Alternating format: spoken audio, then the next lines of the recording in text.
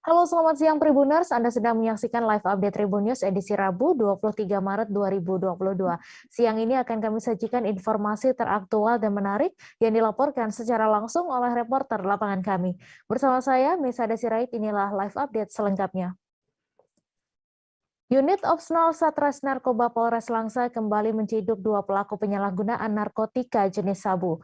Pelaku yaitu FR berusia 23 tahun, seorang mekanik sepeda motor, serta FIR 25 tahun yang merupakan seorang mahasiswa.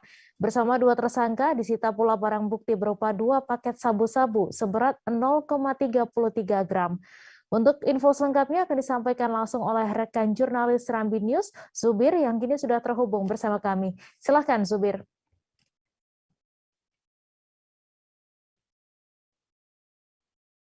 Selamat siang, Mai. Dapat kita laporkan dari Kota Langsa, Aceh. Tim Opsional Satres Narkoba Polres Langsa pada Senin lalu berhasil menciduk dua pelaku yang diduga pengedar sabu-sabu di wilayah hukum Polres Langsa. Dari keduanya, aparat kepolisian juga berhasil menyita dua paket sabu-sabu seberat 0,33 gram dan penangkapan pelaku berhasil dilakukan berkat adanya laporan masyarakat yang resah terhadap aktivitas pelaku yang selama ini diduga mengedarkan sabu-sabu di daerah sekitar Gampung Serigit, Kecamatan Langsa Baru. Kedua pelaku ditangkap pada Senin sekitar pukul 15 ketika aparat melakukan pengintaian sebelumnya, dan saat pelaku muncul dan diduga kuat memiliki barang bukti langsung menyergapnya, dan saat dilakukan pemeriksaan di kantong salah satu dari kedua pelaku berhasil ditemukan 2 paket sabu-sabu tersebut. Pada hari itu juga kedua pelaku sudah diamankan di Polres Langsa untuk proses penyidikan lebih lanjut. Sekian. Ya, terima kasih Zubir atas laporan Anda. Selamat bertugas kembali. Kita beralih ke informasi selanjutnya, Tribuners. Direktorat Reserse Kriminal Khusus Polda Metro Jaya membongkar investasi ilegal yang dilakukan aplikasi robot trading Fahrenheit. Dalam kasus ini, polisi sudah menetapkan 4 tersangka yang ditangkap pada Minggu 20 Maret 2022 kemarin. Dalam kasus ini, polisi juga menyita sejumlah barang bukti seperti 2 unit mobil dan 1 unit apartemen di Jakarta Barat hingga sejumlah uang tunai. Untuk info selengkapnya akan disampaikan langsung oleh rekan jurnalis Tribun News, Fandi Permana, yang kini sudah terhubung bersama kami. Silakan, Fandi. Selamat siang, Tribuners. Selamat siang, Mei.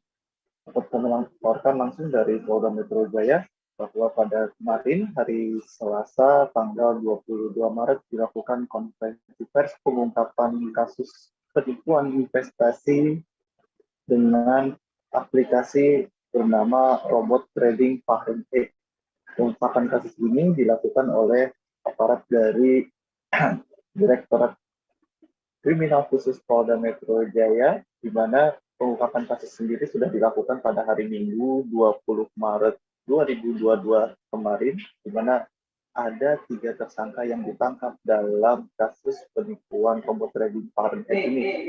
Penyidik di Treskrimsus Polda Metro Jaya juga menyita sejumlah barang bukti yang merupakan aset dari robot trading Fahrenheit. Di antaranya ada 2 mobil, yakni mobil Lexus dan juga mobil Toyota Fortuner yang saat ini sudah dalam penguasaan dari penyidik Direktorat Reserse Kriminal Khusus Polda Metro Jaya, dan juga ada 1 unit apartemen di kawasan Jakarta Barat, di mana lokasi tersebut merupakan apartemen milik salah satu tersangka yang diamankan polisi saat dilakukan penangkapan. Kemudian juga ada barang bukti sejumlah uang, kartu ATM, dan juga deposit berjangka, hingga senjata api jenis airgun yang dimiliki oleh salah satu tersangka berinisial D.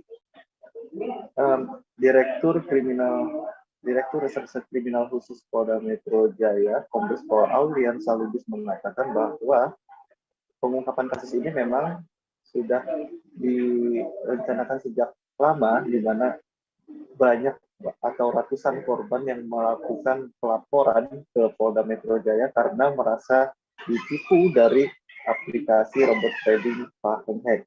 Dalam menjalankan aksinya, keempat tersangka yang berinisial D, lalu ada ILJ, DBC, dan juga MF, mereka melakukan aksi penipuan robot trading Fahrenheit ini dengan melakukan promosi di media sosial. Keempat ini merupakan juga menjadi seorang admin dari website di mana robot trading itu dijalankan, di mana mereka berusaha meyakinkan para korbannya untuk menaruh deposito sebesar 10% dan dijanjikan keuntungan berlipat ganda dari aplikasi robot trading Fahrenheit ini. Dan modus yang dilakukan atau keempat tersangka ini, mereka menggunakan slogan yang bernama 4D. 4D itu berarti duduk diam dapat duit, yang digunakan oleh para pelaku dan juga mengiming-imingi para korban agar menaruh sejumlah uang di aplikasi robot trading Fahrenheit. Dan kasus ini memang juga diselidiki atau diungkap oleh Barreskrim Mabes Polri, di mana info terbaru pemilik perusahaan robot trading Fahrenheit ini yang bernama HS atau Henry Susanto itu sudah ditangkap oleh aparat dari Barreskrim Mabes Polri dan juga langsung dilakukan penahanan di rutan Mabes Polri. Dan untuk memudahkan penyelidikan, di Ditreskrim Khusus Polda Metro Jaya juga membuka posko pengaduan. Jadi bagi siapa saja korban yang merasa dirugikan dari aplikasi robot trading Fahrenheit ini, bisa langsung melaporkan di hotline atau mendatangi langsung Polda Metro Jaya di Direktorat Reserse Kriminal Khusus Polda Metro Jaya. Mei. Ya baik, terima kasih Fandi Permana atas laporan Anda, dan Tribuners, wartawan kami juga telah menghimpun wawancara dengan Dirkrimsus Polda Metro Jaya. Berikut tayangannya untuk Anda. Kalau saya bertanya berapa membernya juga kami masih belum bisa menentukan, karena webnya memang sudah mati. Webnya sudah mati. Ini kan tadi yang saya sampaikan sudah ada 100 orang yang melapor kepada kita, yang mengadu terkait dengan korban yang dialami oleh para masyarakat ini. Nah, kalau penghitungannya, jadi selain daripada rekening perusahaan yang sudah tadi saya sampaikan, ada juga rekening atas nama pribadi yang tadi saya sampaikan juga. Kemudian mereka juga membuka depo, ya, membuka depo dengan rincian seperti ini. Kalau seseorang atau masyarakat yang ingin ikut menempatkan dananya sebesar $500 nih ya, maka perhitungannya 50% keuntungan diberikan kepada member, kemudian 50% itu untuk robot. Jadi untuk para perusahaan inilah yang memiliki robot. Kalau menempatkan di depo itu sebesar $1.000, penghitungannya 60% untuk member, 40% untuk perusahaan. Kemudian kalau ditempatkan $5.000, itu 70% untuk member, sisanya untuk perusahaan. Warga negara asing atau WNA ilegal melawan petugas saat razia keimigrasian digelar di apartemen Gading Riverview, Kelapa Gading, Jakarta Utara pada Selasa 22 Maret. Petugas dari kantor imigrasi kelas 1 TPI Jakarta Utara sampai harus mendobrak paksa pintu unit apartemen dengan cara menendangnya berkali-kali lantaran WNA yang berada di dalamnya menolak dirazia. Sementara diketahui petugas menyasar unit-unit apartemen yang disinyalir dihuni WNA ilegal alias mereka yang tidak mengantongi dokumen keimigrasian lengkap. Untuk info selengkapnya akan disampaikan langsung oleh rekan jurnalis Tribun Jakarta, Gerald Leonardo, yang kini sudah terhubung bersama kami. Silakan, Gerald. Ya, selamat siang, Mei dan juga Tribuners. Dapat saya laporkan bahwa memang pada Selasa 22 Maret 2022 kemarin, petugas dari kantor imigrasi Jakarta Utara melakukan razia di apartemen Gading Riverview yang berada di wilayah Kelapa Gading, Jakarta Utara, di mana dalam proses razia ini, petugas menyasar unit-unit apartemen yang dihuni WNA yang sebelumnya sudah menjadi target karena memang dokumen lengkap terkait keimigrasian.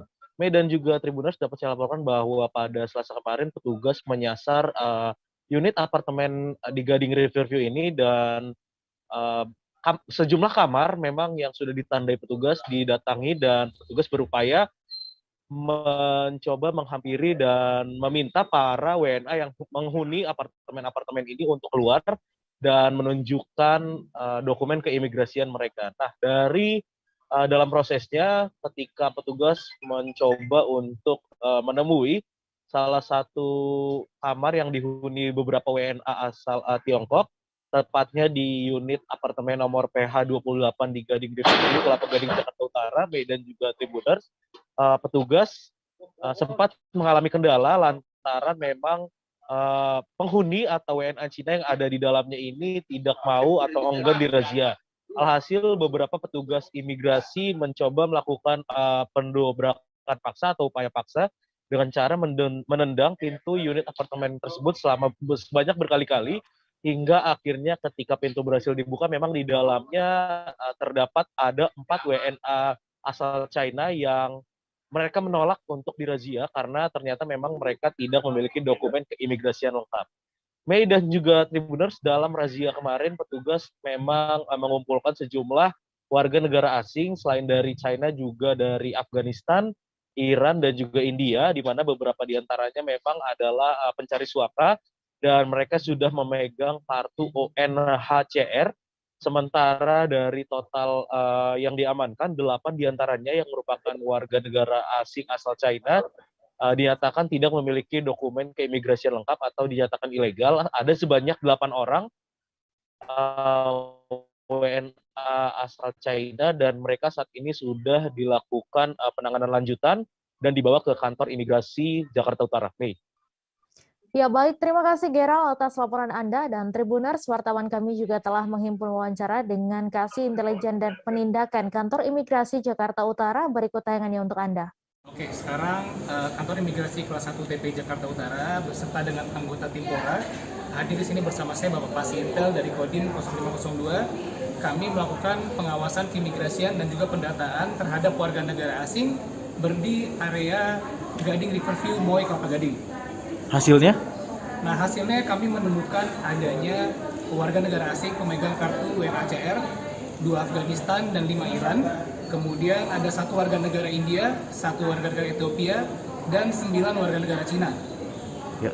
Mereka ini tadi dibawa kemana Bang dan apa pelanggaran mereka Bang? Nah, untuk pemegang kartu WNHCR, kami sifatnya hanya pendataan saja kepada pengungsi dan kami akan melaporkan kepada WNHCR. Kemudian untuk warga negara India dan Ethiopia, kami tidak menemukan pelanggaran. Dan kemudian untuk warga negara Cina sebanyak 8 orang, kami amankan di kantor imigrasi karena mereka tidak dapat menunjukkan dokumen perjalanannya. Kemudian nantinya di kantor akan kami lakukan pemeriksaan lebih lanjut melalui sistem apakah izin tinggal dan dokumennya sudah sesuai. Ya. Tadi sempat ada insiden ya Bang, ada perlawanan juga dari mereka ya? Iya, memang untuk saat kita melakukan pengawasan, anggota kami mendapatkan hambatan, diantaranya mendapatkan perlawanan dari warga negara asing yang mereka tidak kooperatif saat kami sudah menunjukkan surat perintah dan juga tanda pengenal.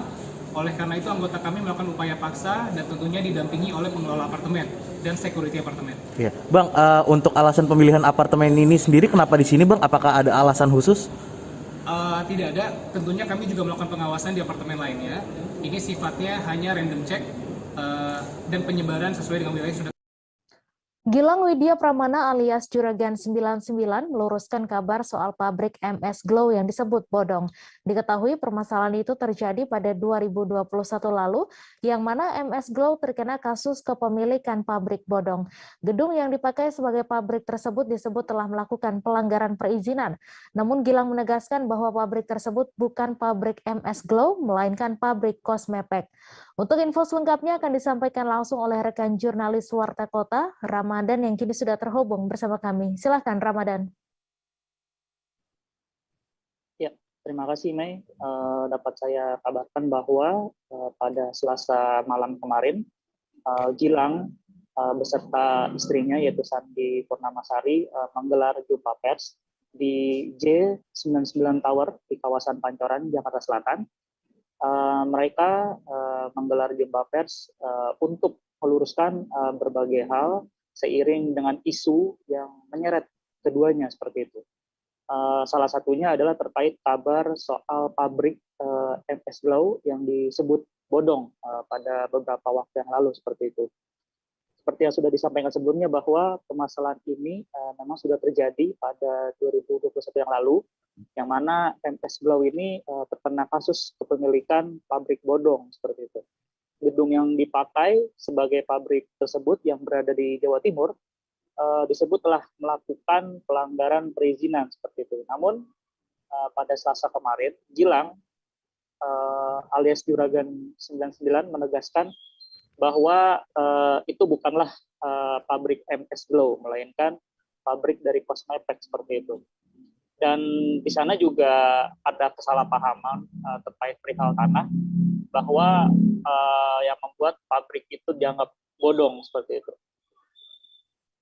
Ya, Mei. Ya, baik. Terima kasih Ramadan atas laporan Anda dan Tribuners. Wartawan kami juga telah menghimpun wawancara langsung dengan Gilang Widya Pramana. Berikut tayangannya untuk Anda. Saya luruskan bahwa itu bukan pabrik MS Glow, teman-teman semua. Itu adalah pabrik PT Cosmepec, di mana Cosmepec itu bergerak di bidang industri kemasan. Kemudian tanah di situ sebenarnya udah dari tahun 98, punya orang, sudah berdiri sebuah bangunan. Dan kita baru membelinya tahun 2021. Kita bangun untuk menjadi sebuah pabrik kemasan. Ternyata ada perbedaan antara sertifikat yang di BPN dengan sertifikat yang dikeluarkan oleh pemerintah. Di BPN sudah jelas bahwa tanah ini adalah tanah boleh digunakan untuk industri, sedangkan di pemerintah itu adalah tanah lahan hijau. Jadi sebenarnya dipiring karena memang saya lagi ramai, makanya diwarin-warin dengan itu. Dan saya tegaskan itu bukan pabrik MS Glow, tidak memproduksi MS Glow, itu hanya kemasan dan sampai saat ini belum beroperasi. Aset milik pemerintah Provinsi Jawa Timur berupa jembatan timbang yang berlokasi di Desa Pelakaran, Kecamatan Jrengi, Kabupaten Sampang, Madura, sudah lama terbengkalai. Kondisinya yang sepi, lantas kerap kali dimanfaatkan oleh para muda-mudi di wilayah setempat untuk dijadikan tempat berpacaran. Bahkan salah seorang warga setempat mengatakan jika dirinya sering melihat para pelajar bolos sekolah dan datang ke jembatan timbang. Untuk info selengkapnya akan disampaikan langsung oleh jurnalis Tribun Madura, Hanggara Pratama, yang kini sudah terhubung bersama kami. Silakan, Hanggara. Iya, terima kasih rekan Mei. Dapat saya melaporkan bahwa memang salah satu aset yang dimiliki pemerintah pusat berupa jembatan timbang yang berlokasi di Desa Pelakaran, Kecamatan Jrengi, Kabupaten Sampang, Madura, sudah lama tak digunakan alias terbengkalai. Untuk kondisinya sendiri terpantau cukup memprihatinkan lantaran kondisi kaca pada bangunan setempat sudah mengalami pecah dan pecahan kaca masih berserakan di dalam gedung. Tidak hanya itu, terpantau sebagian dinding dikotori oleh sebuah coret-coret cat seperti itu. Dengan kondisi yang sepi, kerap kali digunakan oleh para muda-mudi untuk dijadikan tempat pacaran meskipun di siang bolong. Bahkan warga setempat juga sering menjumpai para pelajar yang masih mengenakan seragam di area jembatan timbang. Diduga mereka bolos sekolah karena nongkrong di jam-jam aktif sekolah. Setelah dikonfirmasi ke Sekretaris Dinas Perhubungan Dishub Kabupaten Sampang, Yuli Waidi menyampaikan bahwa jembatan timbang merupakan aset pemerintah pusat, sehingga pihaknya tidak bisa atau tidak memiliki kewenangan dalam melakukan perawatan terhadap aset tersebut. Di sisi lain, sebelumnya memang jembatan timbang sempat dipinjam oleh Pemkab Sampang untuk digunakan sebagai tempat penanganan COVID-19. Saat dipakai, Pemkab melakukan perawatan, bahkan membenahi kerusakan yang terjadi sebelum digunakan, seperti hanya memberi penerangan lampu yang terpasang dan setelah ditinggalkan, setelah tidak digunakan, bahkan lampu tersebut tetap terpasang di gedung tersebut. Kemudian pada saat peminjaman itu dilakukan, Pemkab Sampang berkoordinasi dengan Badan Pengelola Transportasi Darat Wilayah Jawa Timur, seperti itu rekan Mei. Ya, baik, terima kasih Hanggara Pratama atas laporan Anda. Selamat bertugas kembali. Kami akan kembali selesai jeda sejenak, Tribuners, tetap di Live Update. Oke, apa kabar Bang Arif di sini untuk strateginya? Kalau saya sendiri di Gimik 37 ini yang semalam baru mulai, Apa yang saya dirasakan udah Kak Fernita? Sebenarnya aku nggak ngerasain penangkapan atau penggerebegan atau apapun itu, karena gini loh, posisinya aku kriteria. lagi main. Jadi kita mengenal disebut dengan stroke yang tidak berdarah dengan stroke yang berdarah. Stroke yang tidak berdarah itu biasanya ditandai dengan adanya penyumbatan. Kalau itu terjadi di sini mungkin pikirnya tidak ke situ kali ya, tapi kalau di Korea atau di Kamboja itu ada beberapa paper yang Saya itu Mas, dulunya tukang koran. Oh gitu ya. Tukang koran. Ya, saya baca itu Pak. Tuh kan, pernah baca kan? Ya. Jadi kalau saya jadi tanggam, itu udah bersyukur banget. Si anak ini dijadikan sebagai tersangka begitu. Ya, kalau ini kita bicara yang di luar kasus Bonobo ya. Dikenal dengan nama hujan shower, di mana terdapat batas jelas antara daerah hujan dan tidak hujan yang biasanya terjadi pada fase awal mature stage atau tahap Berbahaya dewasa. itu Kang. Jadi mulai artinya terjadinya perlembekan. Nah itu untuk penetrasi akan sulit. Gitu ya. Dok, saya ini Menurut saya memang tidak mudah, bukan urusan tanah diambil. Kalau misalnya Amerika Serikat sekarang, Rasulullah mengatakan dalam sebuah hadis bahwa berpuasa di 6 hari Syawal itu. Oke, apa kabar Bang Ariski di sini untuk strateginya? Kalau saya sendiri di Gimik 37 ini yang semalam baru mulai, Apa yang saya dirasakan udah Kak Fernita? Sebenarnya aku nggak ngerasain penangkapan atau penggerebegan atau apapun itu, karena gini loh, posisinya aku lagi kriteria. main. Jadi kita mengenal disebut dengan stroke yang tidak berdarah dengan stroke yang berdarah. Stroke yang tidak berdarah itu biasanya ditandai dengan adanya penyumbatan. kalau itu terjadi di sini mungkin pikirnya tidak ke situ kali ya, tapi kalau di Korea atau di Kamboja itu ada beberapa paper yang Saya itu Mas, dulunya tukang koran. Oh gitu ya. Tukang koran. Ya, saya baca itu Pak. Tuh kan, pernah baca kan? Ya. Jadi kalau saya jadi tanggam, itu udah bersyukur banget. Si anak ini dijadikan sebagai tersangka begitu. Ya, kalau ini kita bicara yang di luar kasus Bonobo ya. Dikenal dengan nama hujan shower, di mana terdapat batas jelas antara daerah hujan dan tidak hujan yang biasanya terjadi pada fase awal mature stage atau tahap Berbahaya dewasa. itu Kang. Jadi mulai artinya terjadinya perlembekan. Nah itu untuk penetrasi akan sulit. Gitu ya. Dok, saya ini menurut saya memang tidak mudah, bukan urusan tanah diambil. Kalau misalnya Amerika Serikat sekarang, Rasulullah mengatakan dalam sebuah hadis bahwa berpuasa di 6 hari Syawal itu. Oke, apa kabar Bang Ariski di sini untuk strateginya? Kalau saya sendiri di Gimik 37 ini yang semalam baru mulai, Apa yang saya dirasakan udah Kak Fernita? Sebenarnya aku nggak ngerasain penangkapan atau penggerebegan atau apapun itu, karena gini loh, posisinya aku lagi kriteria. main. Jadi kita mengenal disebut dengan stroke yang tidak berdarah dengan stroke yang berdarah. Stroke yang tidak berdarah itu biasanya ditandai dengan adanya penyumbatan. kalau itu terjadi di sini mungkin pikirnya tidak ke situ kali ya, tapi kalau di Korea atau di Kamboja itu ada beberapa paper yang Saya itu Mas, dulunya tukang koran. Oh gitu ya. Tukang koran. Ya, saya baca itu Pak. Tuh kan, pernah baca kan? Ya. Jadi kalau saya jadi tanggam, itu udah bersyukur banget. Si anak ini dijadikan sebagai tersangka begitu. Ya, kalau ini kita bicara yang di luar kasus Bonobo ya. Dikenal dengan nama hujan shower, di mana terdapat batas jelas antara daerah hujan dan tidak hujan yang biasanya terjadi pada fase awal mature stage atau tahap Berbahaya dewasa. itu Kang. Jadi mulai artinya terjadinya perlembekan. Nah itu untuk penetrasi akan sulit. Gitu ya. Dok, saya ini menurut saya memang tidak mudah, bukan urusan tanah diambil. Kalau misalnya Amerika Serikat sekarang, Rasulullah mengatakan dalam sebuah hadis bahwa berpuasa di 6 hari Syawal itu. Oke, apa kabar Bang Ariski di sini untuk strateginya?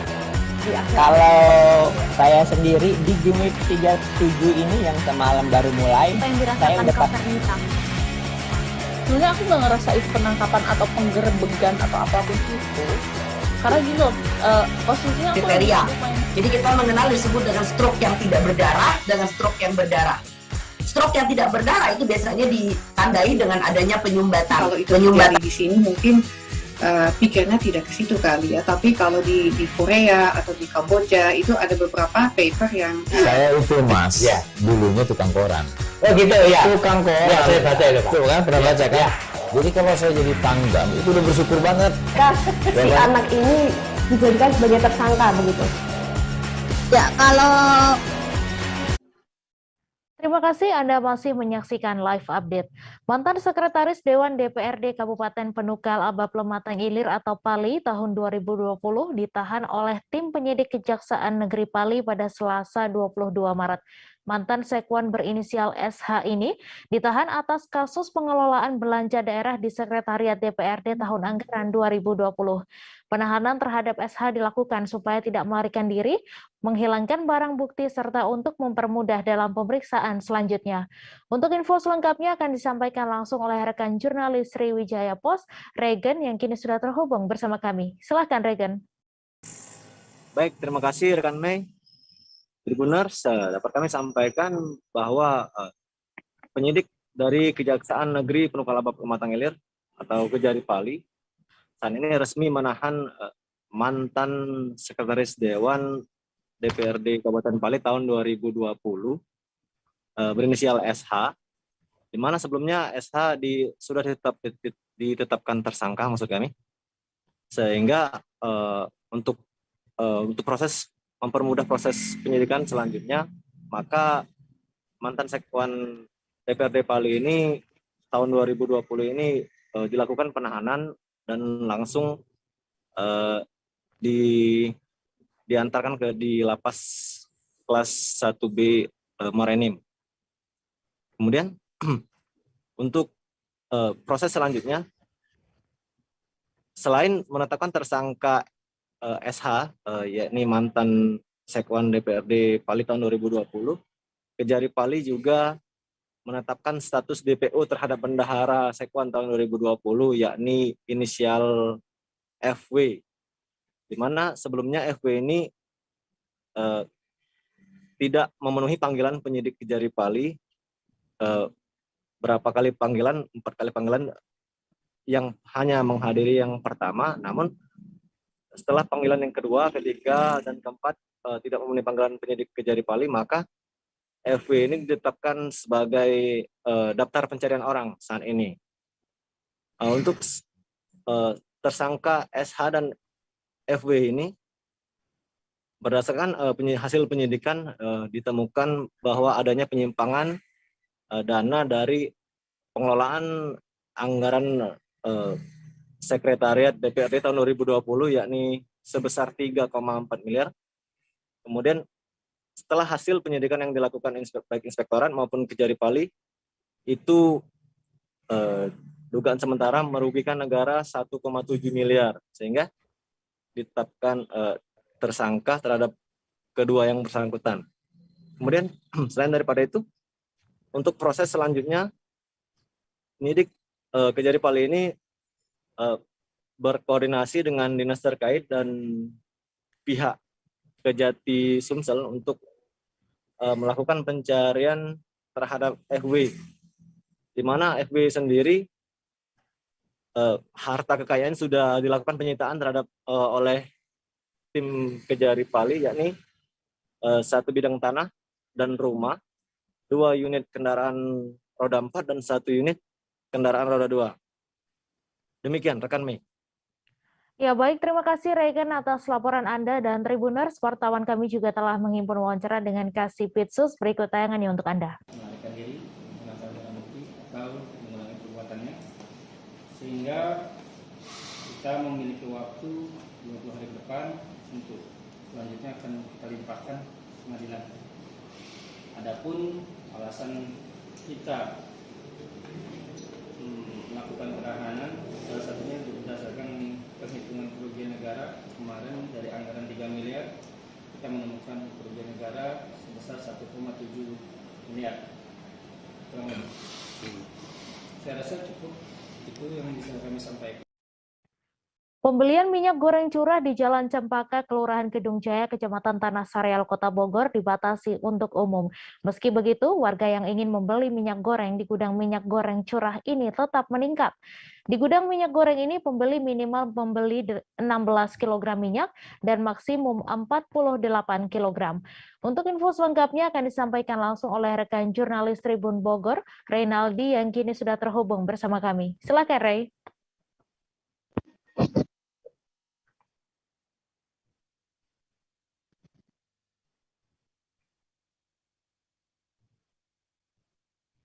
Halo, Rey.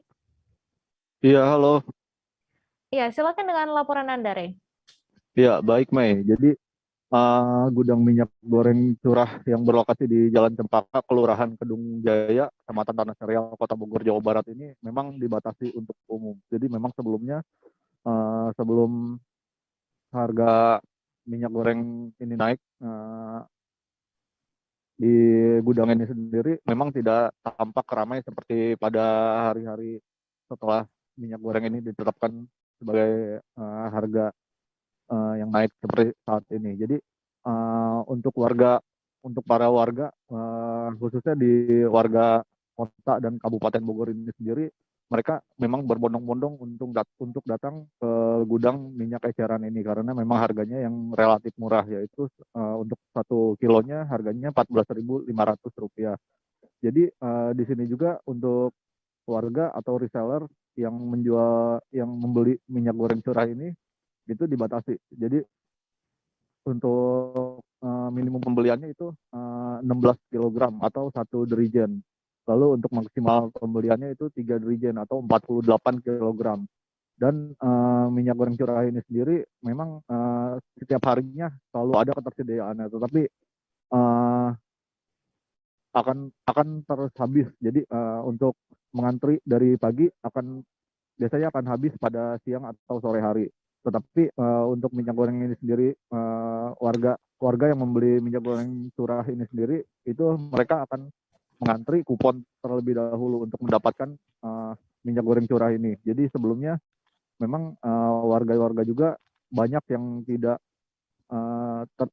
mendapat kupon atau mereka tidak bisa masuk karena memang tidak ada kuponnya terlebih dahulu. Jadi untuk pembelian minyak goreng curah ini sendiri diketahui oleh warga dari mulut ke mulut. Bahkan tidak hanya untuk para reseller atau pedagang-pedagang lain, ada juga warga-warga umum yang memang sengaja datang untuk membeli minyak goreng curah di gudang ini sendiri. Jadi memang banyak di gudang ini yang kedapatan warga yang beralih dari minyak goreng kemasan ke minyak goreng curah. Jadi untuk pembelian minyak goreng curah di gudang ini sendiri itu dibagi pada 2 sesi. Jadi untuk sesi pertama itu pagi hari sampai siang, tepatnya pukul 11 waktu Indonesia bagian Barat, dan sesi kedua dari pukul 13.00 waktu Indonesia bagian Barat sampai sore atau sampai ketersediaannya habis. Jadi memang banyak warga juga yang berbondong-bondong datang dari subuh atau dari dini hari. Mereka memang sengaja menunggu truk-truk dari pengisian minyak goreng curah ini. Tetapi banyak juga warga yang tidak dapat kedapatan minyak goreng curah ini sendiri di gudang ini. Seperti itu, Mei. Ya, baik. Terima kasih, Rey, atas laporan Anda. Selamat bertugas kembali. Kita beralih ke informasi selanjutnya, Tribuners. Seorang pedagang kebutuhan bahan pokok di Pasar Wonokromo, Surabaya, mengaku masih mengalami kesulitan memperoleh pasokan normal jumlah minyak goreng curah beberapa hari terakhir. Biasanya dalam sehari ia dapat menjual hingga 4 galon atau 17 liter minyak curah. Kini ia mengaku hanya mendapat 1 galon minyak goreng curah dan harus menunggu pasokan selama 3 hari. Untuk info selengkapnya akan disampaikan langsung oleh rekan jurnalis Tribun Jatim, Luhur Pambudi, yang kini sudah terhubung bersama kami. Silakan, Luhur. Oke, siap. Oke, Mei. Selamat siang. Jadi memang Kapolda Jatim, Irjen Pol Niko Avinta kemarin semacam melakukan sidak mengecek kondisi pasokan dan kondisi harga ya mengenai minyak goreng kemasan ataupun curah yang ada di pasar tradisional yang ada di kawasan Kota Surabaya. Dan Kapolda sempat kemarin ngobrol dengan beberapa pedagang yang ada di sana. Ternyata memang para pedagang yang sebelumnya sempat mengeluh pada beberapa jajaran Polda Jatim yang juga sudah melakukan sidak atau kunjungan di sana, yang semula mengeluhkan mengenai tingginya harga, kemudian pasokan kurang, yang ternyata sekarang para pedagang mengalami pasokan yang kurang untuk pasokan minyak goreng curah. Jadi untuk kemarin minyak goreng yang kemasan ya memang sudah terpenuhi, sudah terdistribusi secara menyeluruh di beberapa pasar di Kota Surabaya. Kemudian kemarin pedagang ini mengeluhkan untuk pasokan minyak goreng curah yang memang sedikit terlambat atau memang cukup kurang ya, belum dianggap oleh para pedagang belum maksimal. Jadi para pedagang yang biasanya dalam satu hari bisa menghabiskan 4 galon, yang satu galonnya adalah sekitar 17 liter, yang ternyata dalam satu hari mereka hanya memperoleh pasokan sekitar 1 galon saja, dan itu memang sangat kurang sekali untuk memenuhi kebutuhan para pelanggan dari mereka, yang kemudian kemarin sempat dikunjungi oleh Kapolda. Mereka mengeluhkan itu pada Kapolda, dan pihak dari Kapolda sendiri, Jenpol Niko Afinta, menampung aspirasi itu, dan aspirasi itu kemudian langsung dirembukan bersama pihak Dinas Perdagangan dan Perindustrian ya, yang juga ikut dalam sidak kemarin untuk dicari jalan keluarnya. Dan dari pihak Polda Jatim akan berusaha untuk mengawal mekanisme produksi hingga distribusi secara merata agar untuk pasokan minyak goreng curah ini bisa benar-benar terdistribusi dengan maksimal, jadi bisa memenuhi kebutuhan pasar dan bisa menunjang gerak ekonomi dari UMKM yang memang sangat dibutuhkan oleh warga.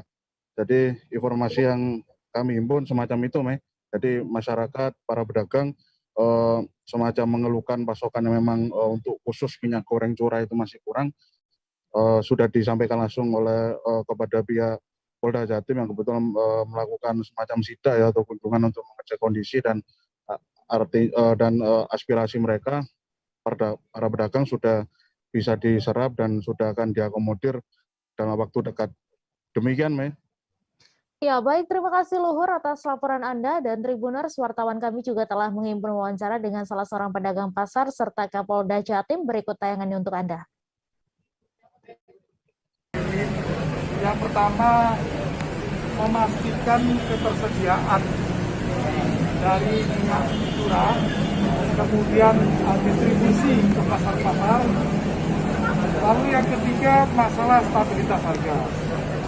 Terkait dengan 3 hal itu, kami akan berupaya mengkoordinasikan kepada penyedia minyak curah, kemudian seluruh distributor agar menyalurkan produksi minyak curah yang sudah ada kepada pasar-pasar, sehingga nanti masyarakat bisa mudah mendapatkan minyak curah, dan ini untuk menggiatkan baik rumah tangga maupun untuk usaha UKM yang mereka lakukan. Dari beberapa pengecekan kios yang kami lakukan tadi, sementara minyak curah ada, terlebih lagi untuk yang minyak yang kemasan. Minyak kemasan hampir kios seluruhnya memiliki. Sedangkan untuk minyak curah semuanya memiliki, tapi jumlahnya belum maksimal. Sehingga tadi penyampaian dari para pedagang, supaya kami untuk komunikasi tadi, permintaan mereka supaya ketersediaan minyak curah ditingkatkan, Pak.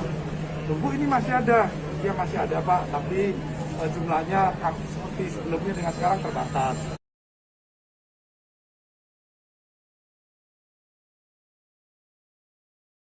Mendapatkan minyak curah dengan harga yang murah, sangat sulit.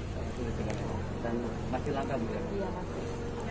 Itu pun kalau kita dapat nggak tiap hari dapat 1 galon enggak. Gitu ya? Iya, berapa hari ya, 3 hari sekali dapat gitu. Bu, bisa disebutkan harganya curah sama yang kemasan sekarang berapa, Bu? Curah? Kalau kemasan kita jual 50. Oh, masih sama, Bu, ya? Mahal, ya, 50 ya masih. Kalau curah kita jual 23 per kilo. Per kilo 23. per kilo 23. Itu agak tinggi Bu ya, Iya. dibanding aturan yang 14 itu ya. Tapi peminatnya masih ke condong ke minyak curah. Kebanyakan masih minyak curah Bu ya. Murah dan lebih Murah, terus harganya ya agak miring dikit gitu. Permasalahan genangan air di Jalan Cadika Sintang Pontianak hingga kini tak kunjung usai. Drainase yang rusak membuat air menggenang dan membuat jalan rusak. Warga setempat juga mengeluhkan permasalahan tersebut karena sudah bertahun-tahun tak kunjung usai. Untuk info selengkapnya akan disampaikan langsung oleh rekan jurnalis Tribun Pontianak, Agus Pujianto yang kini sudah terhubung bersama kami. Silakan Agus. Baik, Mei dan Tribuners dimanapun Anda berada, kami laporkan bahwa Jalan Cadika yang berada di Kota Sintang, Kalimantan Barat, memang sudah bertahun-tahun persoalan genangan air itu tidak terselesaikan. Warga menyebut sudah terjadi sejak 5 tahun terakhir, dan genangan itu sampai dengan saat ini masih terus terjadi ketika diguyur hujan ataupun tidak, karena jalan ini berada di pusat kota sehingga menghambat arus lalu lintas masyarakat. Dulunya jalan ini sangat ramai dilewati oleh masyarakat. Saat ini bahkan dianggap oleh warga seperti jalan mati. Bahkan saking lamanya terendam oleh air, jalan ini sudah ditumbuhi oleh lumut-lumut dan menjadi licin. Selain itu, di genangan tersebut juga terdapat banyak lubang sehingga membahayakan pengendara. Tidak sedikit yang menjadi korban jatuh, bahkan alat elektronik juga masuk dalam air sehingga tidak terselamatkan. Warga meminta agar pemerintah segera memperbaiki drainase Jalan Cadika. Beberapa hari lalu dari Komisi B DPRD Sintang juga sudah menindaklanjuti laporan dari masyarakat dan meminta agar pemerintah Kabupaten Sintang segera memperbaiki ruas Jalan Cadika tersebut. Demikian, Mai. Ya baik, terima kasih Agus atas laporan Anda, dan Tribuners, wartawan kami juga telah menghimpun wawancara dengan warga terdampak. Berikut tayangan untuk Anda.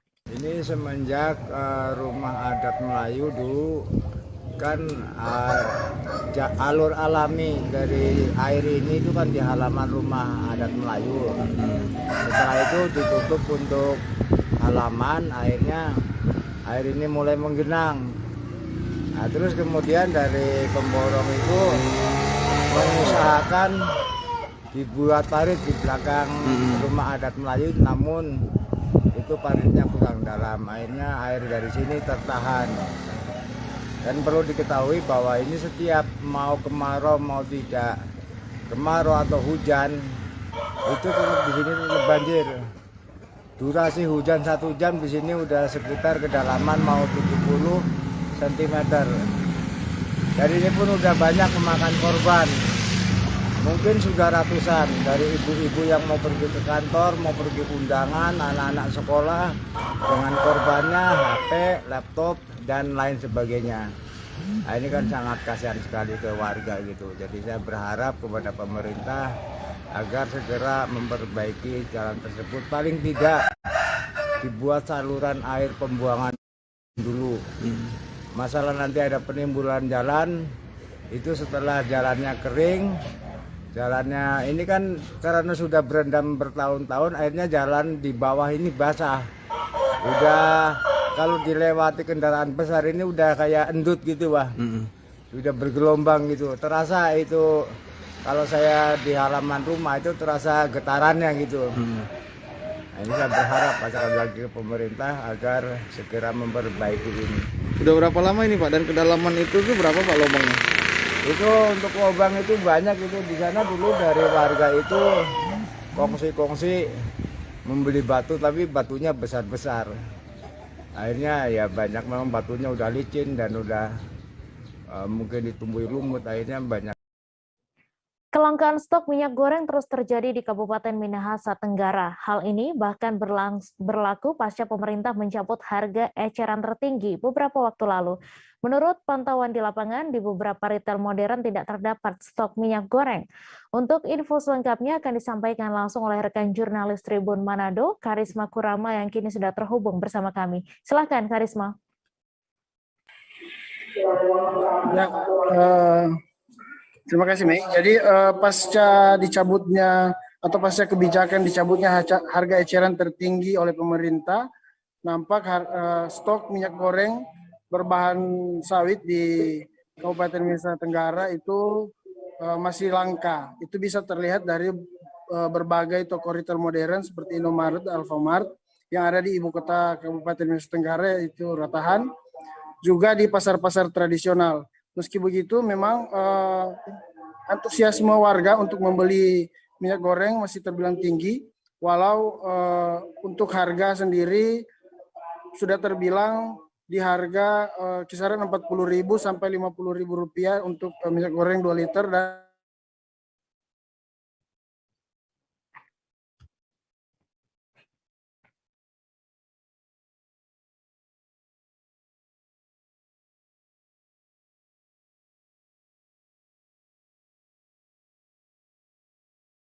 melakukan inspeksi mendadak atau sidak di berbagai retail dan pasar tradisional terkait dengan kelangkaan minyak goreng ini. Ya. Ya baik, terima kasih Karisma atas laporan Anda dan Tribuners, wartawan kami juga telah menghimpun wawancara dengan penanggung jawab Alfamart Plaza Ratahan. Berikut tayangannya untuk Anda.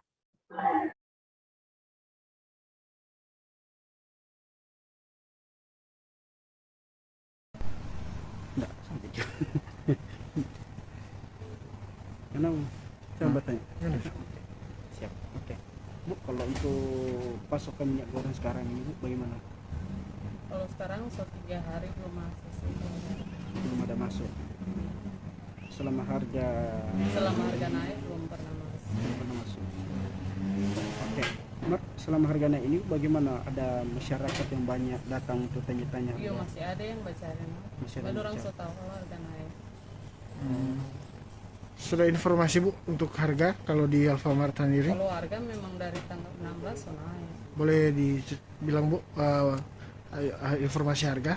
Harganya harga 50, 40 per liter. 2 liter. Kalau 2 liter. Per 2 liter 40 sampai 50.000. Rencana kapan Bu stok mau masuk? Masih belum tahu sih, kalau orang belum dapat tahu langsung kalau kapan lagi masuk barang. Siap. Bu, masih ada itu instruksi pembatasan pembelian minyak goreng? Kalau ini sih belum, soalnya belum pernah masuk. Maksudnya kan nanti kan sudah dibatasi atau bagaimana? Tetap dibatasi di sini pembeliannya? Kemungkinan, soalnya itu masih langka. Cuma orang masih perlu informasi. Kami masih akan menyajikan informasi menarik untuk Anda selesai jeda sejenak, tetap di live update. Oke, apa kabar Bang Ariski di sini untuk strateginya? Kalau saya sendiri di Gimik 37 ini yang semalam baru mulai, saya udah pasti. Sebenarnya aku nggak ngerasa itu penangkapan atau penggerebegan atau apapun itu. Karena gitu, posisinya aku kriteria. Jadi kita mengenal disebut dengan stroke yang tidak berdarah dengan stroke yang berdarah. Stroke yang tidak berdarah itu biasanya ditandai dengan adanya penyumbatan. Kalau itu terjadi di sini mungkin pikirnya tidak ke situ kali ya, tapi kalau di Korea atau di Kamboja itu ada beberapa paper yang saya itu Mas, ya, dulunya tukang koran. Oh gitu ya. Tukang koran. Ya, saya baca itu Pak. Tuh kan pernah baca kan? Ya. Jadi kalau saya jadi tanggam itu udah bersyukur banget. Si anak ini dijadikan sebagai tersangka begitu. Ya, kalau ini kita bicara yang di luar kasus Sebongondo ya. Dengan nama hujan shower, di mana terdapat batas jelas antara daerah hujan dan tidak hujan yang biasanya terjadi pada fase awal mature stage atau tahap berbahaya itu Kang. Jadi mulai artinya terjadinya perlembekan. Nah itu untuk penetrasi akan sulit gitu ya. Dok, saya ini menurut saya memang tidak mudah, bukan urusan tanah diambil. Kalau misalnya Amerika Serikat sekarang, Rasulullah mengatakan dalam sebuah hadis bahwa berpuasa di 6 hari Syawal itu.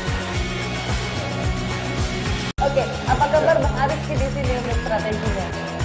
Kalau saya sendiri di Gimik 37 ini yang semalam baru mulai, saya udah pasti. Sebenarnya aku nggak ngerasa itu penangkapan atau penggerebegan atau apapun itu. Karena gitu, posisinya kriteria. Jadi kita mengenal disebut dengan stroke yang tidak berdarah dengan stroke yang berdarah. stroke yang tidak berdarah itu biasanya ditandai dengan adanya penyumbatan. Kalau itu terjadi di sini mungkin pikirnya tidak ke situ kali ya, tapi kalau di Korea atau di Kamboja itu ada beberapa paper yang saya itu mas, ya, dulunya tukang koran. Oh gitu ya. Tukang koran. Ya, saya baca itu Pak. Tuh kan pernah baca kan? Jadi kalau saya jadi pangdam itu udah bersyukur banget. Si anak ini dijadikan sebagai tersangka begitu. Ya kalau ini kita bicara yang di luar kasus Situbondo ya. Dengan nama hujan shower, di mana terdapat batas jelas antara daerah hujan dan tidak hujan yang biasanya terjadi pada fase awal mature stage atau tahap berbahaya itu Kang. Jadi mulai artinya terjadinya perlembekan. Nah itu untuk penetrasi akan sulit. Gitu ya. Dok, saya ini menurut saya memang tidak mudah, bukan urusan tanah diambil. Kalau misalnya Amerika Serikat sekarang, Rasulullah mengatakan dalam sebuah hadis bahwa berpuasa di 6 hari Syawal itu. Oke, apa kabar Bang Arifki di sini untuk strateginya? Kalau saya sendiri di Gimip 37 ini yang semalam baru mulai, saya udah pasti. Terima kasih Anda masih menyaksikan live update. Jumlah pasien COVID-19 yang dirawat di RSUD Marsidi Judono Belitung menunjukkan penurunan sejak pertengahan Maret 2022. Dampak dari penurunan tersebut, manajemen memutuskan untuk menonaktifkan ruangan isolasi C dan menyisakan 2 ruangan isolasi saja. Untuk info selengkapnya akan disampaikan langsung oleh rekan jurnalis Pos Belitung, Dede Suhender yang kini sudah terhubung bersama kami. Silakan Dede. Ya, baik Mei, bisa kami sampaikan jumlah pasien COVID di RSUD Marsidi Judono, Kabupaten Belitung semenjak beberapa hari lalu mengalami penurunan. Dampaknya pihak manajemen memutuskan untuk menonaktifkan sementara ruangan isolasi C. Untuk ruangan C ini dibuka oleh pihak manajemen untuk menampung jumlah pasien COVID yang pada saat itu telah mencapai angka 3. Namun seiring penurunan pasien semenjak tanggal 17 Maret 2022 lalu, ruang isolasi C kemudian mulai kosong dan kembali dinonaktifkan. Berdasarkan data sementara, penurunan pasien itu mulai terjadi tanggal 19 Maret kemarin, di mana jumlah pasien hanya misalkan 11 orang yang di 2 ruang isolasi, yaitu isolasi A dan isolasi B. Kemudian berlanjut di tanggal 20 Maret, pasien hanya berjumlah 14 orang. Kemudian di tanggal 21, untuk terakhir itu tersisa 16 orang. Kemudian disusul dengan pada tanggal 22 Maret kemarin yang hanya berjumlah 16 orang. Untuk sementara ini, berdasarkan keterangan dari Direktur RSUD Marsidi Judono, Dr. Hendra SPAN, memang sementara ini ruangan isolasi C belum difungsikan sebagai ruang anak karena pihak manajemen memutuskan ruangan isolasi C ini di-standby-kan untuk berjaga-jaga ketika suatu saat pasien COVID kembali menanjak. Demikian, Leng. Ya baik, terima kasih Dede atas laporan Anda. Selamat bertugas kembali. Kita beralih ke informasi selanjutnya Tribuners. Per tanggal 22 Maret 2022 kemarin kembali terjadi peningkatan kasus aktif COVID-19 di Tanah Tidung. Padahal beberapa hari sebelumnya tren kasus COVID-19 di Tanah Tidung sempat menunjukkan penurunan kasus. Berdasarkan data Dinas Kesehatan Kabupaten Tanah Tidung tidak ada penambahan kasus sembuh dari COVID-19. Namun di hari yang sama terjadi penambahan 2 kasus harian COVID-19. Untuk info selengkapnya akan disampaikan langsung oleh rekan jurnalis Tribun Kaltara, Risnawati yang kini sudah terhubung bersama kami. Silakan Risna. Ya, Mei, seperti yang disampaikan tadi bahwa pertanggal 22 Maret kemarin terjadi penambahan 2 kasus harian COVID-19 di Tanah Tidung, sementara untuk kasus sembuh itu nihil kasus. Kemudian juga untuk total kasus aktif di Tanah Tidung sendiri itu berjumlah 101 kasus, yang mana dari total tersebut 99 orang menjalani isolasi mandiri di rumah, sementara 2 orang lainnya menjalani perawatan di Rumah Sakit Umum Daerah Ahmad Brahim. Kemudian juga untuk total kematian akibat COVID-19 di Tanah Tidung hingga kini berjumlah 28 kasus. Perlu saya sampaikan juga, saat ini di wilayah Tanah Tidung telah ditetapkan sebagai daerah dengan pemberlakuan pembatasan kegiatan masyarakat atau PPKM level 2. Sementara juga Satgas COVID-19 Tanah Tidung terus menggenjot pelaksanaan vaksinasi di Tanah Tidung. Dari Wakil Ketua Satgas COVID Tanah Tidung, Letkol Tri Priyo Utomo mengatakan bahwa pihaknya terus melaksanakan vaksinasi setiap harinya. Kemudian juga di hari ini pihak Satgas tengah melaksanakan vaksinasi di 5 desa yang ada di Tanah Tidung. Adapun total dosis yang disediakan hari ini sebanyak 500 dosis yang dibagi 100 dosis di masing-masing desa. Untuk jenis vaksinnya sendiri ada 3 jenis vaksin yang digunakan di Tanah Tidung, yaitu Sinovac, Pfizer, dan Covovax. Kemudian juga dari Wakil Ketua Satgas menyampaikan imbauan kepada masyarakat untuk tetap mematuhi protokol kesehatan, terutama memakai masker saat beraktivitas di luar rumah seperti itu, Mei. Ya baik, terima kasih Risna atas laporan Anda. Selamat bertugas kembali. Kantor Pengawasan dan Pelayanan Bea dan Cukai atau KPPBC TMPB Makassar berhasil menggagalkan upaya peredaran 1 juta batang rokok ilegal. Sebanyak 110 karton diamankan secara bertahap. Kepala KPPBC Makassar Andi Pramono mengatakan upaya penggagalan tersebut dilakukan selama 6 hari. Untuk info selengkapnya akan disampaikan langsung oleh rekan jurnalis Tribun Timur, Wahyudin, yang kini sudah terhubung bersama kami. Silakan Wahyu. Baik, Tribuners dimanapun berada, saat ini saya Wahyudin melaporkan dari Makassar. Jadi, Kepala KPPBC atau Pelayanan dan Pengawasan Bea Cukai Makassar telah menahan sebanyak 1 juta batang rokok, tepatnya 1.099.800 batang rokok diamankan di kantor KPPBC Kota Makassar. Jadi dari 1 juta itu sebanyak 110 karton, ya terbungkus dalam 110 karton yang didapatkan atau ditangkap secara bertahap mulai tanggal 14 Maret sampai 19 Maret 2022. Jadi Kepala KPPBC Makassar Andi Pramono mengatakan bahwa informasi ini didapatkan bahwa pengirimannya dari Jakarta menuju ke Makassar. Jadi tujuan utama dari rokok ilegal ini ialah di Morowali, Sulawesi Tengah, dan di Kendari, Sulawesi Tenggara, di mana di sana ada pekerja tambang. Jadi diduga ini untuk pekerja tambang yang berada di sana. Begitupun pada pembungkus rokok ini tidak ada tulisan bahasa Indonesia. Semuanya menggunakan huruf Cina, sehingga diduga ini bukan produk dari dalam negeri. Dan itu merugikan negara karena tidak membayar pajak dan bea cukai.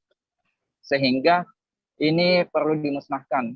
Oleh karena itu, pihak dari bea cukai langsung menangkap 1 terduga pelaku yang sebagai pengedar.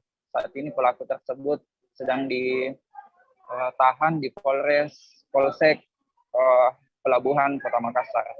Demikian laporan saya. Terima kasih. Ya, baik, terima kasih Wahyudin atas laporan Anda, dan Tribuners, wartawan kami juga telah menghimpun wawancara dengan Kakanwil Direktorat Jenderal Bea dan Cukai Solbaksel. Berikut tayangannya untuk Anda. Jadi atas tangkapan pada sore hari ini, tangkapan sudah beberapa hari yang lalu ya, seminggu yang lalu, simultan 1 minggu. Terima kasih oleh Pak Andi yang telah memimpin untuk penangkapan rokok ilegal ini, bantu teman-teman dari Polri dan dari TNI. Jadi kita terima kasih untuk sinerginya ini bisa mengamankan rokok ilegal. Kenapa ilegal? Karena tidak bayar pajak sama sekali, tidak bayar cukai istilahnya kalau rokok ya, tidak bayar cukai. Karena per batang rokok ini, SPM ini satu batangnya Rp635. Jadi kalau 20 satu pak ini 20 batang, maka dia harusnya membayar 7.300. Ya, 20. 12.300 per ini untuk negara, haknya negara. Ya, itu baru cukai. Belum pajak pertambahan nilainya 9,1%, ditambah pajak rokok 10% dari cukai. Jadi hampir 15.000 itu untuk negara hilang. Nah, ini tangkapan lebih dari 1 juta batang. Kalau 700 kali 1 juta batang, pasti sudah 700 juta hilang dari penerimaan negara. Itulah kenapa kami sangat serius untuk memberantas rokok ilegal. Karena penerimaan negara yang hilang sangat banyak. Ini rokok-rokok ini dari mana Pak dan tujuannya kemana? Rokok ini diindikasikan impor ya dari luar. Semuanya pakai huruf Cina dan ditujukan untuk para pekerja tambang yang warga negara asing, WNA, yang bekerja di tambang-tambang yang jumlahnya cukup banyak dan mungkin mereka belum terbiasa dengan rokok kita, dia masih menikmati rokoknya sendiri gitu. Oleh karena itu mereka masih mencoba untuk mengimpor dengan cara seperti ini. Sebenarnya boleh impor, boleh, asal bayar cukai dan pajak-pajaknya. Ya, itu. Pak, apa ada tersangka diamankan pelakunya? Oh, diamankan satu tersangka sebagai pengirim. Ya, sebagai pengirim, dia mengirimnya dari Jakarta, dikirim ke sini. Ada yang lewat muter-muter dulu baru ke Makassar, ada yang langsung direct Makassar, tapi semuanya terkumpul dan kita tangkap bersama-sama. Ada awalnya nangkap 40 ya, 40 karton, kemudian 20 karton, kemudian 50 karton. Seorang perempuan menabrakkan dirinya ke ruang SPKT Polres Siantar pada Senin 21 Maret pagi. Aksinya tersebut sontak membuat kaget personel kepolisian yang berdinas di ruangan saat itu. Belakangan diketahui perempuan tersebut adalah Fitri Arni Matondang. Aksi Fitri tersebut diduga dilakukan karena kesalahan dalam pemahaman agama karena ia sering menonton konten agama di YouTube. Untuk info selengkapnya akan disampaikan langsung oleh rekan jurnalis Tribun Medan, Alija, yang kini sudah terhubung bersama kami. Silakan, Alija. Ya, Mei, perlu saya laporkan bahwasanya terjadinya aksi yang mengancam personel kepolisian Polres Pematang Siantar itu terjadi pada Senin tanggal 21 Maret 2022, di mana pelaku sendiri bernama Fitri Arni Matondang. Nah, perlu diketahui juga bahwasanya beliau ini menurut Kapolda telah menonton konten-konten agama, kemudian dalam pribadi beliau sendiri terjadi ada masalah dengan keluarga, termasuk saat beliau cerai dengan suami pertamanya, keduanya maksud saya. Kemudian untuk mengetahui motif dari pelaku sendiri, Kapolda Sumut telah menggandeng Ketua MUI Pematang Siantar, Bapak Ali Lubis, untuk mendalami motif dari Fitri ini yang tega secara tiba-tiba menabrakkan dirinya ke SPKT Polres Pematang Siantar. Nah, kemarin sore bahwasannya diketahui polisi juga telah memeriksa 9 saksi untuk melihat apa motif yang dilakukan oleh Fitri Matondang. Nah, perlu juga saya sampaikan bahwasannya Fitri ini sendiri sehari-hari bersikap seperti biasa, tidak ada yang mencurigakan. Kemudian dari hasil penggeledahan di rumah korban, rumah Fitri dan orang tuanya maksud saya, bahwasannya tidak ditemukan adanya hal-hal yang mencurigakan. Sehingga untuk sementara polisi menyatakan bahwasannya Fitri ini bukan merupakan pelaku dari jaringan terorisme. Hingga kini kita masih menunggu apa yang akan dilakukan oleh Polda Sumut. Saat ini Fitri sendiri masih dalam penyelidikan di Mapolres Pematang Siantar. Demikian, Mei.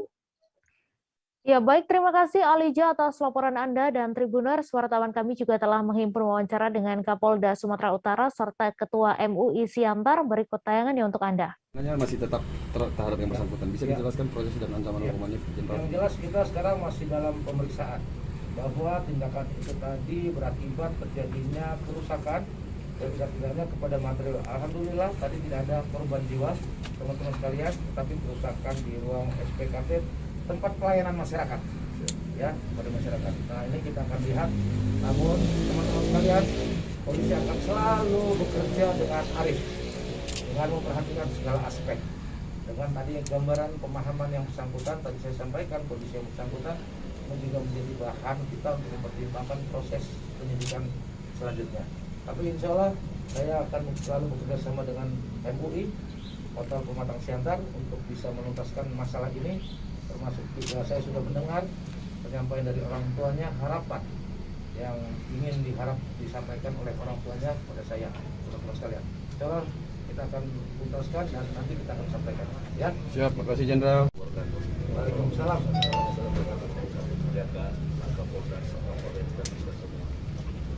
Memang tadi setelah kita dengar apa yang disampaikan bahwa kejadian ini tadi pagi sangat mengejutkan masyarakat Kota Pematang Siantar. Tapi alhamdulillah dengan cepatnya gerakan dari kepolisian, lebih khusus lagi dari Pak Kapolda, langsung turun tangan kemari. Mudah-mudahan tidak membawa efek yang tidak baik kepada kita.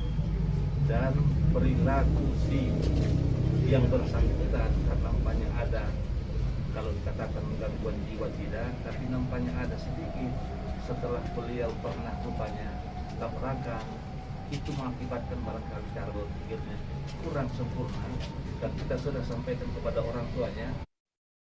Hingga hari Rabu 23 Maret, di 5 dari 6 SPBU di Kota Bitung terjadi antrian panjang kendaraan bermesin diesel. Bahkan ada sejumlah sopir yang sudah 2 hari mengantri di SPBU untuk mengisi kendaraannya dengan BBM jenis solar.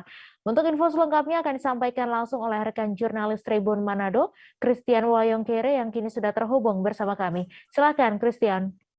Ya, baik. Selamat siang rekan Mei dan Tribuners dimanapun Anda berada.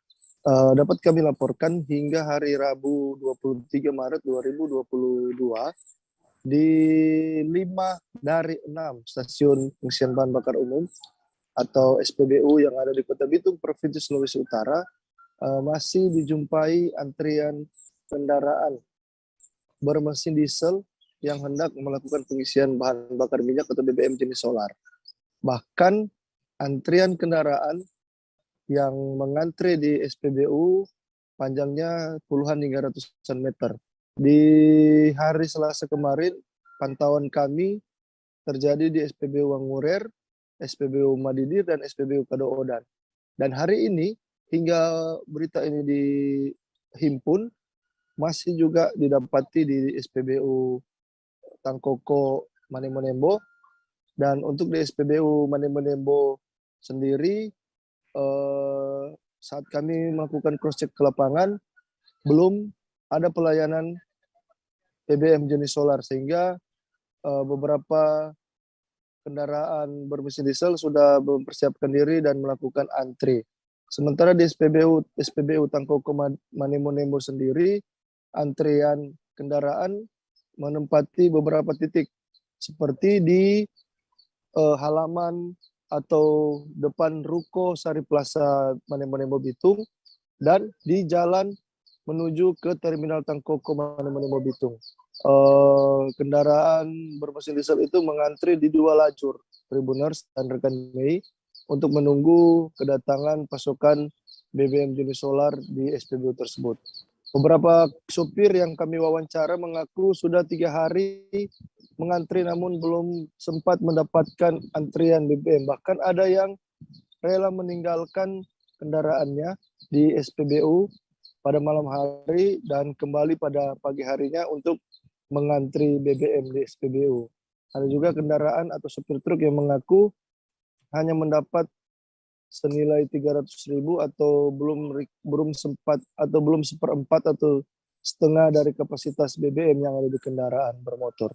Rekan Mei dan Tribuners, dari penelusuran kami di lapangan, penyebab dari antrian BBM, antrian kendaraan bermesin diesel ini untuk mengisi BBM jenis solar di seluruh SPBU, dari 6 SPBU, 5 SPBU yang melayani pengisian solar, itu disebabkan karena stok atau jatah pengisian berkurang. Ada informasi yang kami himpun dari 16.000 liter di jatah untuk pengisian, Namun selama bulan Maret ini berkurang menjadi 8 liter per Mei, sehingga antrian kendaraan tidak bisa dihindarkan lagi, terus terjadi hingga berita ini dirangkum masih berlangsung antrian kendaraan. Rekan Mei, terima kasih untuk informasinya. Ya baik, terima kasih Christian atas laporan Anda, dan Tribuners, wartawan kami juga telah menghimpun wawancara dengan beberapa sopir. Berikut tayangannya untuk Anda. Mau sejauh, di ruko-ruko semua banyak oto. So jadi 2 jalur dah. Dari kapan ini nggak dapat solar? Dari 2 hari dong jawaban. Oh, 2 hari bantu. Kosong berarti ini dah? Kosong. Oh, kosong. Kalau kemarin bantri di mana? Kemarin bantri di Mangurem. Mangurem, apa? Dapat cuma minyak pagi, minyak sisa. Cuma dapat 300.000. 300.000 berapa liter itu?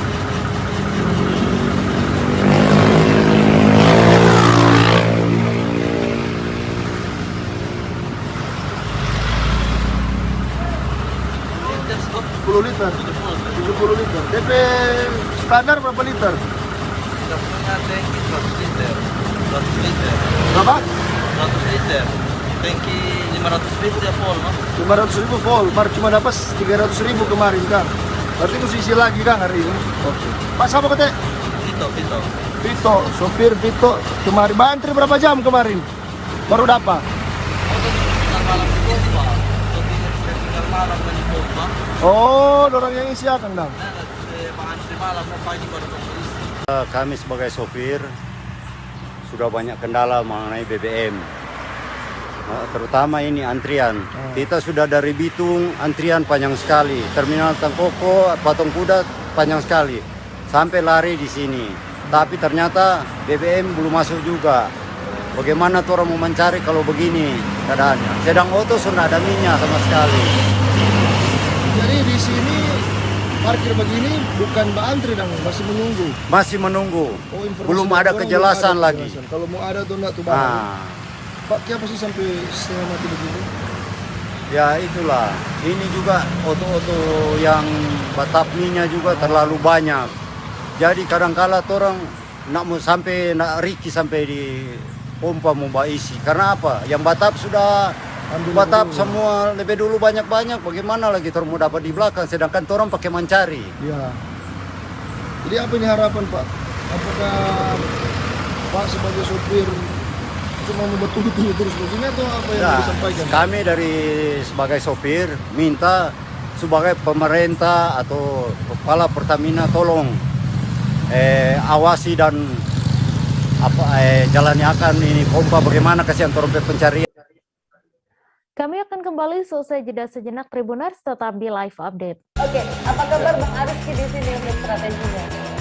Kalau saya sendiri di Jumit 37 ini yang semalam baru mulai, apa yang saya udah sebenarnya aku nggak ngerasa itu penangkapan atau penggerebegan atau apapun itu, karena gitu posisinya aku kriteria. Jadi kita mengenal disebut dengan stroke yang tidak berdarah dengan stroke yang berdarah. Stroke yang tidak berdarah itu biasanya ditandai dengan adanya penyumbatan. Kalau itu terjadi di sini mungkin pikirnya tidak ke situ kali ya, tapi kalau di Korea atau di Kamboja itu ada beberapa paper yang saya itu Mas, ya, dulunya tukang koran. Oh gitu ya. Tukang koran. Ya, saya baca itu Pak. Tuh kan pernah baca kan? Ya. Jadi kalau saya jadi tanggam itu udah bersyukur banget. Si anak ini dijadikan sebagai tersangka begitu. Ya, kalau ini kita bicara yang di luar kasus Sebongombo ya. Dengan nama hujan shower, di mana terdapat batas jelas antara daerah hujan dan tidak hujan yang biasanya terjadi pada fase awal mature stage atau tahap berbahaya itu Kang. Jadi mulai artinya terjadinya perlembekan. Nah itu untuk penetrasi akan sulit. Gitu ya. Dok, saya ini menurut saya memang tidak mudah. Bukan urusan tanah diambil. Kalau misalnya Amerika Serikat sekarang, Rasulullah mengatakan dalam sebuah hadis bahwa berpuasa di 6 hari Syawal itu. Oke, apa kabar Bang Ariski di sini untuk strateginya? Kalau saya sendiri di Jumit 37 ini yang semalam baru mulai, apa yang saya udah sebenarnya aku nggak ngerasa itu penangkapan atau penggerebegan atau apapun itu, karena gini loh, posisinya aku kriteria. Jadi kita mengenal disebut dengan stroke yang tidak berdarah dengan stroke yang berdarah. Stroke yang tidak berdarah itu biasanya ditandai dengan adanya penyumbatan. Kalau itu terjadi di sini mungkin pikirnya tidak ke situ kali ya, tapi kalau di Korea atau di Kamboja itu ada beberapa paper yang Saya itu mas, dulunya tukang koran. Betul kan, pernah baca kan? Jadi kalau saya jadi tanggam itu udah bersyukur banget. Si anak ini dijadikan sebagai tersangka begitu. Ya, kalau ini kita bicara yang di luar. Terima kasih Anda masih menyaksikan live update. Bupati Lembata Thomas Olalangodai secara langsung menyerahkan SK Bupati kepada 5 desa yang menerapkan konservasi Laut Muro. SK diberikan kepada pemerintah desa dan tokoh masyarakat adat masing-masing pada Senin 21 Maret. Muro sendiri merupakan kearifan lokal masyarakat yang diwariskan nenek moyang untuk menjaga kelestarian laut. Untuk info selengkapnya akan disampaikan langsung oleh rekan jurnalis Tribun Flores, Riko Wawo, yang kini sudah terhubung bersama kami. Silakan Riko. Baik, selamat siang Tribuners, selamat siang rekan Mei. Dapat saya laporkan dari Lembata, Provinsi NTT. Pada hari Selasa kemarin, Bupati Lembata, Thomas Olalangodai menyerahkan surat keputusan Bupati kepada 5 komunitas adat di 5 desa. Bukan sebagai dasar hukum untuk melakukan konservasi laut dengan kearifan lokal yang disebut Muro. Jadi konservasi laut ini dilakukan untuk melestarikan biota laut, melestarikan ekosistem laut yang selama ini terancam oleh eksploitasi manusia, eksploitasi nelayan yang sangat masif. Muro ini difasilitasi oleh lembaga swasta, lembaga non-profit Barakat, yang disebut Barakat, sejak tahun 2016. Berbagai upaya dilakukan, berbagai kerja keras dilakukan untuk mendampingi 5 komunitas adat yang ada di 5 desa di Lembata, yakni Desa Dikesare, Desa Tapobaran, Desa Lama Wolo, Desa Kolontobo, dan Desa Lama Tokan. Jadi masyarakat adat diberi kemampuan, diberi pendampingan supaya menghidupkan kembali nilai-nilai kearifan lokal, nilai-nilai konservasi laut yang diwariskan oleh leluhur yang hidup di pesisir wilayah Lembata. Dengan adanya SK ini, dengan adanya SK Bupati, masyarakat adat di 5 desa ini secara hukum punya kewenangan, punya kewenangan untuk melaksanakan kearifan lokal, melaksanakan konservasi laut secara adat, untuk menjaga ekosistem laut dari ancaman bom ikan, dari ancaman alat tangkap kursain lampara yang masif dilakukan di wilayah Teluk Leoleba dan wilayah Teluk Hadakewa. Demikian dapat saya laporkan dari Lembata. Terima kasih, selamat siang Tribuners. Ya, terima kasih Riko atas laporan Anda. Selamat bertugas kembali. Kita informasi selanjutnya Tribuners, pasca terendam banjir pada awal 2021 lalu, kawasan eks-transmigrasi di Desa Simpang Nungki, Kecamatan Cirebon, Kabupaten Barito Kuala belum benar-benar pulih. Hal ini terlihat dari sejumlah ruas jalan penghubung yang masih mengalami kerusakan, sehingga menghambat akses transportasi masyarakat yang tinggal di 11 blok rel yang ada. Untuk info selengkapnya akan disampaikan langsung oleh rekan jurnalis Banjarmasin Post, Tabri, yang kini sudah terhubung bersama kami. Silakan Tabri.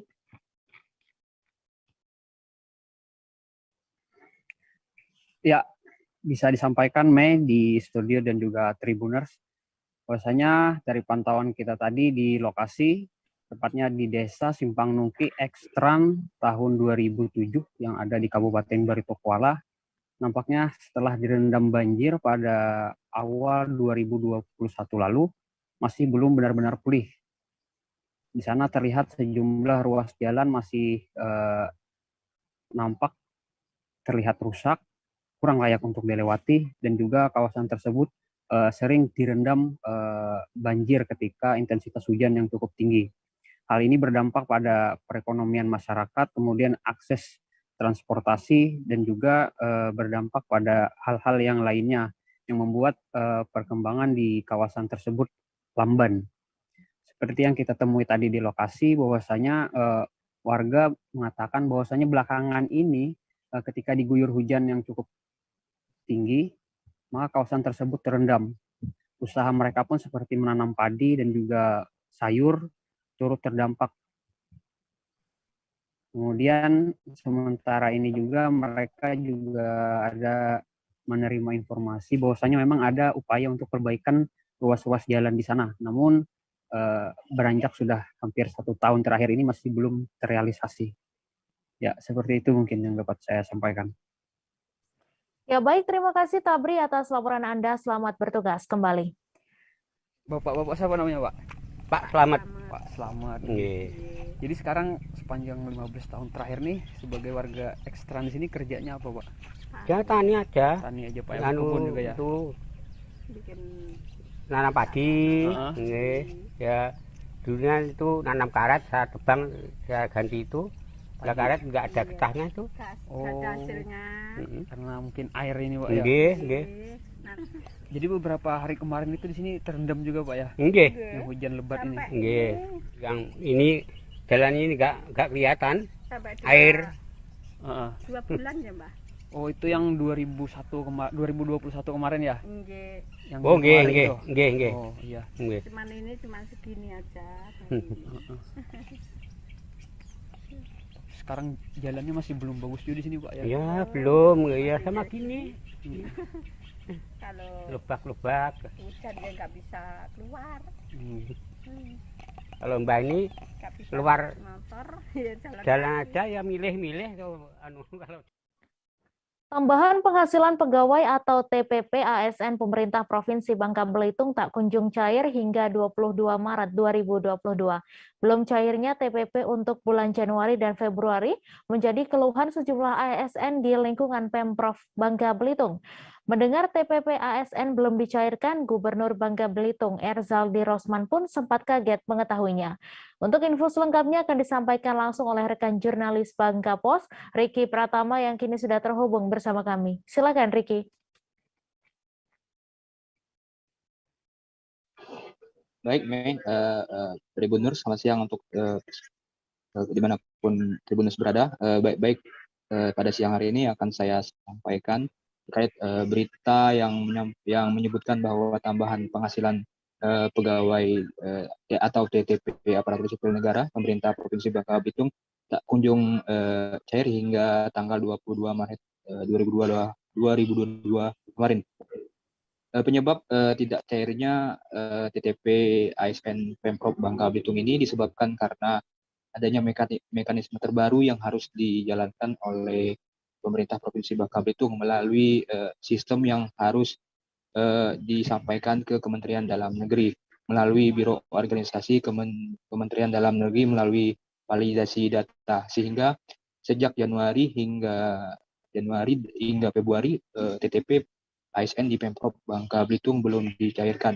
Mendengar belum dicairkan itu, wartawan sempat menanyakan langsung kepada gubernur, dan gubernur yang tidak tahu akhirnya ia merasa kaget dengan 2 bulan TTP ASN Pemprov Bangka Belitung belum juga cair.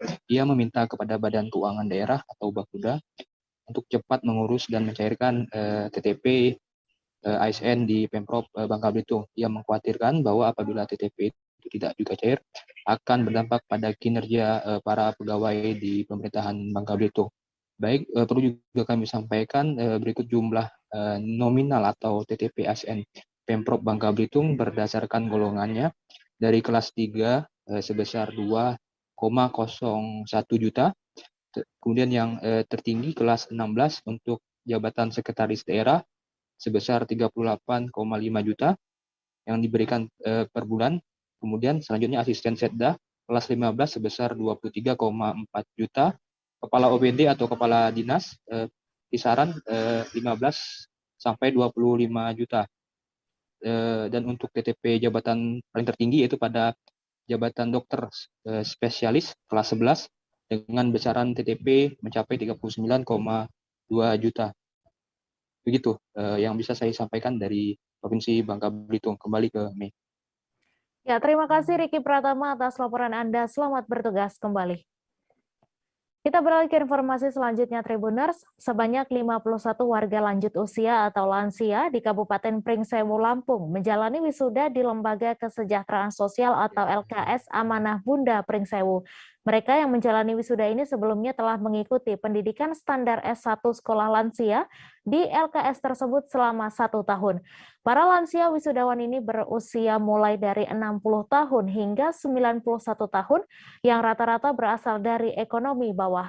Untuk info selengkapnya akan disampaikan langsung oleh rekan jurnalis Tribun Lampung, Didi Budiawan yang kini sudah terhubung bersama kami. Silakan Didi. Oke, selamat siang Mai.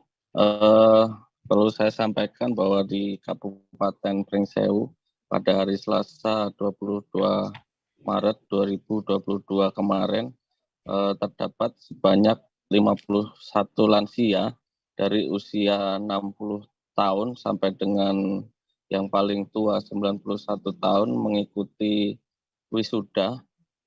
Mereka dalam wisuda tersebut menggunakan atribut atau pakaian toga layaknya wisuda sarjana, tetapi para lansia ini mengikuti wisuda karena telah berhasil lulus mengikuti pendidikan standar 1 atau S1, berbeda dengan perguruan tinggi strata 1, tapi pada sekolah lansia ini disebutkan sebagai wisudawan standar 1 karena mereka telah menyelesaikan pendidikan selama 1 tahun di sekolah lansia LKS Amanah Bunda Pringsewu. Tujuan dari sekolah lansia ini adalah untuk menambah angka hidup dalam pendidikan lansia. Di sekolah lansia, para lansia ini menerima materi yang tujuannya untuk menumbuhkan semangat para lansia, di mana materi yang diberikan kaitan dengan kesehatan, psikologi, dan religi, di mana para lansia ini ditumbuhkan semangat supaya mereka bisa mandiri, selain itu tidak tergantung dengan keluarga ataupun dengan anak-anaknya. Menurut Kepala Dinas Sosial Provinsi Lampung, Aswarodi, sekolah lansia Amanah Bunda ini sebagai sekolah lansia yang pertama di Provinsi Lampung dan yang pertama juga melakukan wisuda bagi para lansia. Menurut dia, angka hidup masyarakat di Lampung rata-rata mencapai 70 tahun dan harapannya dengan adanya sekolah lansia ini angka hidup masyarakat bertambah, sehingga selain bertambah juga lansia ini dididik untuk lebih mandiri dan dalam menjaga kesehatannya. Begitu, Mei. Ya baik, terima kasih Didi atas laporan Anda, dan Tribuners, wartawan kami juga telah menghimpun wawancara dengan Kepala Dinas Sosial Provinsi Lampung. Berikut tayangannya untuk Anda. Jadi sekolah lansia Amanah Bunda ini adalah sekolah lansia yang pertama di Provinsi Lampung. Dan ini kita wajib memberikan apresiasi dengan berdirinya sekolah lansia ini yang pada saat berdiri diresmikan langsung oleh Ibu Triana Sari Arinal Junaidi. Beliau sangat mengapresiasi dan memang manfaatnya sangat besar sekali. Kita berharap para lansia ini usia mungkin adalah suatu keharusan, usia bertambah satu keharusan, tetapi semangat harus tetap ada. Nah, sekolah lansia ini keberadaannya di dalam rangka adalah bertujuan untuk menumbuhkan semangat untuk tetap sehat, semangat untuk tetap bahagia, semangat untuk tetap hidup. Nah, disinilah diajarkan baik oleh narasumber dari tenaga medis, psikolog, dari ustadz-ustadz keagamaan, memberikan motivasi bahwa kalau mau cari sehat ke Amanah Bunda, kalau mau cari bahagia ke Amanah Bunda, kalau mau cari kesejahteraan di Amanah Bunda. Jadi diharapkan semua lansia yang ada di yang sudah ikut pendidikan dan nanti akan diwisuda ini tetap bisa mandiri dan tidak tergantung dengan keluarga. Mereka tetap akan berusaha sehat, tetap akan berusaha bahagia dan tetap berusaha sejahtera. Tujuannya dengan kita membangkitkan semangat para lansia ini sendiri apa ya Pak ya? Supaya mandiri atau tidak memberatkan keluarga atau gimana Pak? Ya kita sudah barang tentu kita berharap agar yang secara tidak langsung kita meningkatkan. Informasi tadi sekaligus menutup perjumpaan kita dalam live update hari ini. Tribuners, lantaran masih di tengah pandemi, kami kembali mengingatkan untuk selalu menerapkan protokol kesehatan dimanapun Anda berada. Saya Meisada Sirait, beserta kru yang bertugas pamit. Terima kasih dan sampai jumpa. Jangan lupa like, subscribe, dan share ya!